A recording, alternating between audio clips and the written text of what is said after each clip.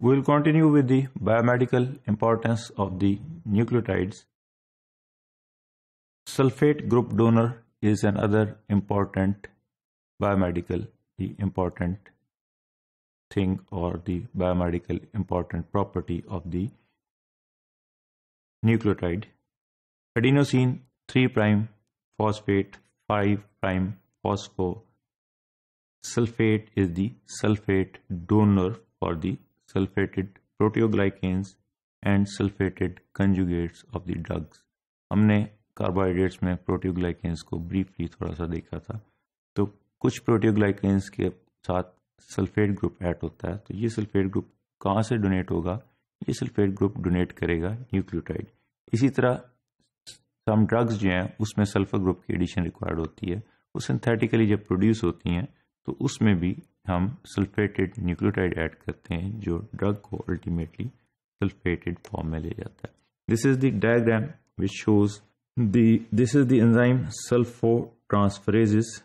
अब ये क्या कर रहा है? वी कैन सी हियर, अगर ROH इसको हम एक न्यूक्लियोटाइड कहते हैं या RNH2 को हम न्यूक्लियोटाइड कहते हैं, तो इसके साथ एक सल्फेट ग्रुप के साथ एक फॉस्फेट एक्स्ट्रा लग जाएगा. ये सल्फेट ग्रुप लग गया और इसके साथ एक फॉस्फेट इसी तरह एक्स्ट्रा. ये इसका स्ट्रक्चर है. और हमने क्या पिछली स्लाइड में डिफाइन किया है कि ये सल्फेट ग्रुप जो है ये कहाँ से आता है? From the 3' phospho adenosine 5' फॉस्फोसल्फेट. अब ये जो राइबोस का रिंग है इसको हम प्राइम के साथ, यहाँ पे जितने कार्बन है उसको प्राइम के साथ इस तरह 3', ये 3' पोजीशन पे एक फॉस्फेट लगा हुआ है और 5' पोजीशन के ऊपर एक और फॉस्फेट लगा हुआ है और इस फॉस्फेट के साथ एक सल्फेट अटैच है.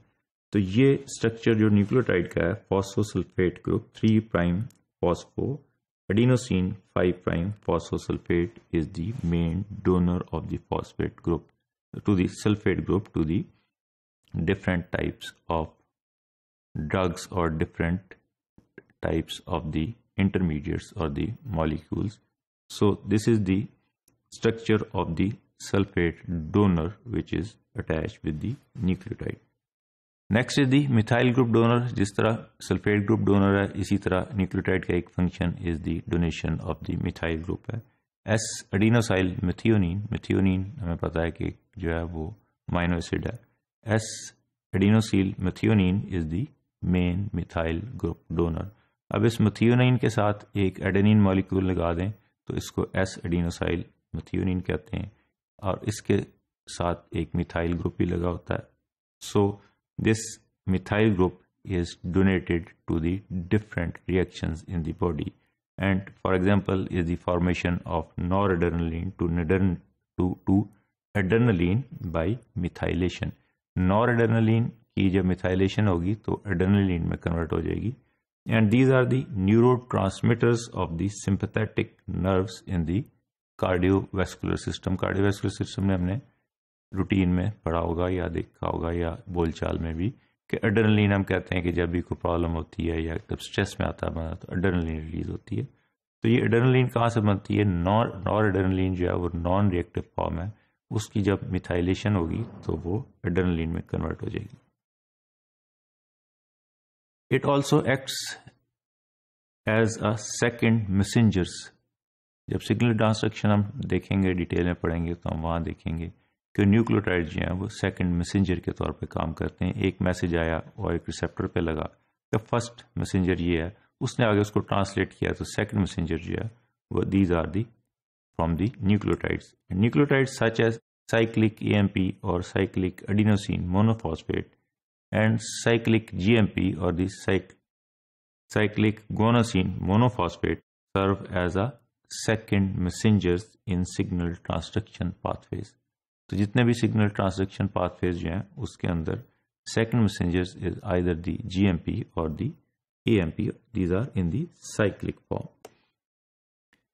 सिग्नल ट्रांसडक्शन में GTP and GTP play a key roles. GTP is the guanosine triphosphate and GDP is the guanosine diphosphate, and we will discuss in detail in signal transduction, which is in the G protein, that play a key role in the activating or inhibiting the proteins.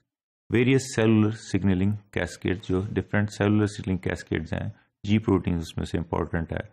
Ji protein जो है वो GTP के साथ attach होता है, जो GTP is a nucleotide based molecule and it is converted into GDP, and these are known as the second messenger in the signal transduction.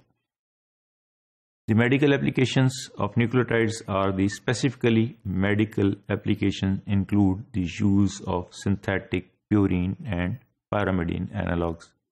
अब purine and pyrimidine को हम डिफाइन करेंगे नेक्स्ट फ्यू स्लाइड्स में क्या होते हैं। उसके हम सिंथेटिक एनालॉग बना देते हैं जो कि दैट कंटेन एनालॉगस थायोल्स और एडिशनल नाइट्रोजन एटम्स। अब ये जो एनालॉग्स बन जाते हैं सिंथेटिक एनालॉग्स, तो जब भी सेल रिप्लिकेशन होती है तो उसमें सिंथेटिक एनालॉग जाके लग जाते हैं, उसकी वजह से रिप्लिकेशन आगे फर्दर प्रोसीड नहीं करती। तो ये यूज होते हैं फॉर दी कीमोथेरेपी और the cancer therapy. Their use includes chemotherapy for cancer, के कैंसर के अंदर हम देखते हैं कि सेल्स एक्टिवली मल्टीप्लाई हो रहे हैं इररिस्पेक्टिव कि उसको कौन सा सिग्नल आ रहा है। हर सेल के ऊपर एक डिफाइंड है कि उसने इतनी टाइम के बाद सेल डिवीजन होनी है, लेकिन ये जो उसका टाइम ड्यूरेशन है वो किसी वजह से डिस्टर्ब हो जाता है। डिफरेंट कार्सिनोजेनिक मैकेनिज्म्स हैं, उससे क्या होगा कि सेल डिवीजन बहुत तेज़ी से होगी। उसके लिए न्यूक्लियोटाइड्स तो रिक्वायर्ड है सेल डिवीजन के लिए। तो अब अगर हम सिंथेटिक एनालॉग बाहर से उसको दे देते हैं तो वो जाके वहाँ जहाँ जहाँ न्यूक्लियोटाइड बन रहा है उसके साथ जुड़ते जाते हैं और अल्टीमेटली जो है ना उसको नेक्स्ट सेल डिवीजन में नहीं जाने देते। तो this is the important function of nucleotides as a suppressor of the immune response during organ transplantation. इसी तरह जब हम लिवर या रीनल गुर्दे का ट्रांसप्लांट करते हैं या किडनी का ट्रांसप्लांट करते हैं तो वहाँ पे भी ऑटो इम्यून रिएक्शंस हो जाते हैं। उसको रोकने के लिए भी बहुत सारे सिंथेटिक एनालॉग्स जो हैं वो न्यूक्लियोटाइड से डिराइव होते हैं।